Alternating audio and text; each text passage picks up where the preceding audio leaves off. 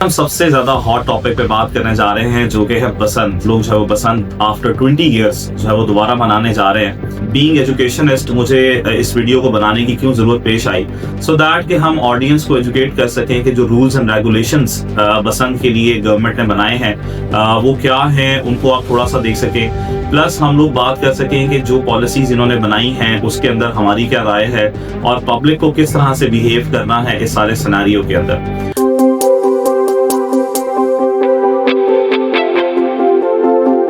अस्सलाम वालेकुम, मैं हूं आपका अपना यूई Usama Ijaz, director the vision drama school.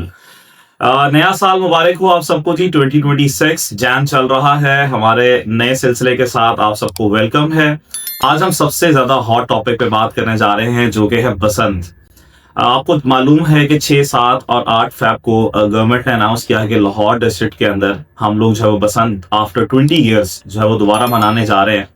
अगर हम इसको बात करें, सब कॉन्टिनेंट का एक बहुत ही रिच किस्म का कल्चरल इवेंट होता था जो कि दुनिया के और हिस्सों में भी मनाया जाता है। गल्फ कंट्रीज में मनाया जा रहा है, चाइना में, जापान में और बहुत सारे रीजन्स में ये मनाया जाता है जिससे बहुत ज्यादा रेवेन्यू जनरेट होता है। तो आज बीइंग एजुकेशनिस्ट मुझे इस वीडियो को बनाने की क्यों जरूरत पेश आई, सो दैट कि हम ऑडियंस को एजुकेट कर सकें कि जो रूल्स एंड रेगुलेशंस बसंत के लिए गवर्नमेंट ने बनाए हैं वो क्या हैं, उनको आप थोड़ा सा देख सकें।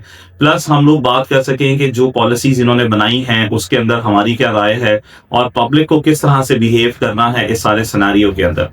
तो अगर आप देखें कि अगर हम गवर्नमेंट पर्सपेक्टिव पे बात करें तो उनके दो बेसिक पर्पस थे इसको दोबारा से रीऑर्गेनाइज करने के।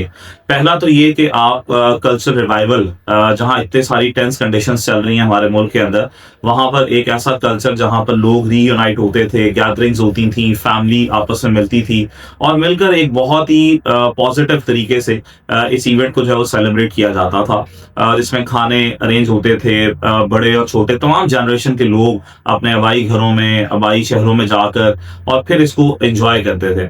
और प्लस दूसरा जो पर्सपेक्टिव था गवर्नमेंट का कि वो आपके पास रेवेन्यू जो जनरेट होता था, फॉरेनर्स जो यहाँ पर आते थे और यहाँ पर आकर जो आपका इकोनॉमिक डेवलपमेंट होती थी वो बहुत स्ट्रांग था। हमारा पाकिस्तान, खास तौर पे लाहौर शहर जो है वो इसके लिए बड़ा मशहूर रहा है। तो ये पर्सपेक्टिव दो हैं जिसके लिए उन्होंने बहुत स्ट्रिक्ट ऑर्डिनेंस भी पास किया है, पॉलिसीज बनाई हैं और उसको ऑर्गेनाइज तरीके से रजिस्टर्ड करके मैन्युफैक्चरर्स को, सेल पॉइंट्स को तो ऑर्गेनाइज करने जा रहे हैं। इसमें नो डाउट बहुत सारे क्वेश्चंस भी हैं कि आप मैन्युफैक्चरिंग कर रहे हैं 1 जैन से लेकर 8 फैब तक, तो जितने भी मैन्युफैक्चरर्स हैं उनकी रोजी का सिलसिला दोबारा स्टार्ट हुआ है।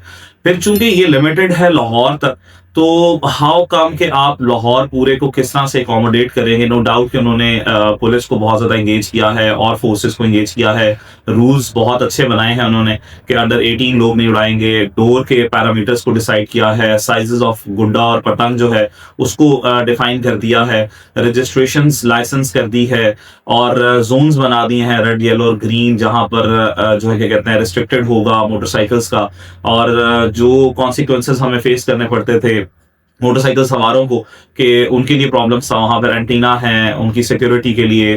फिर उसके बाद हेल्थ वालों को इंगेज किया है। So lot of measures are taking by the government, but still there is a gap. क्योंकि देखें, इतनी ड्यूरेशन के लिए मैन्युफैक्चरिंग करना, उसकी परचेजिंग होना और फिर उसके बाद क्या होगा पूरा साल, चूंकि आपने नहीं इसको एक्सरसाइज करना तो देन वो सारा कैसे पड़ा रहेगा, कागज, धागा, ये चीजें इतनी ज्यादा रिटेन नहीं रहती हैं। तो there are lot of questions as well. तो मेरा ख्याल है कि ठीक है, इनिशिएटिव लेने जा रहे हैं, अल्लाह करे इसमें कोई जानी नुकसान ना हो, किसी किस्म का कोई हादसा पेश ना आए, ये मेरी दुआ है।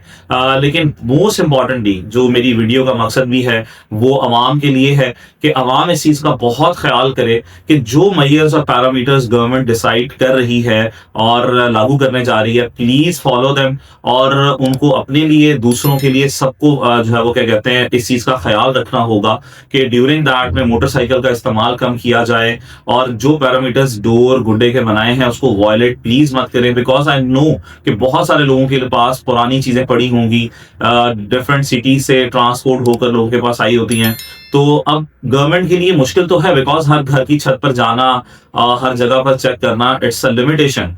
बट मेरा ख्याल है कि बीइंग एजुकेटेड कंट्री हम लोगों को इस चीज़ को रियलाइज़ करना चाहिए कि तमाम चीज़ों के अंदर हमें पॉजिटिव चीज़ों को ज़्यादा देखना चाहिए, इंस्टेड कि हम नेगेटिव। और ये सिर्फ तब हो सकता है जब हम कलेक्टिवली एक कौम होकर किसी भी पॉजिटिव चीज़ के लिए आगे बढ़ें।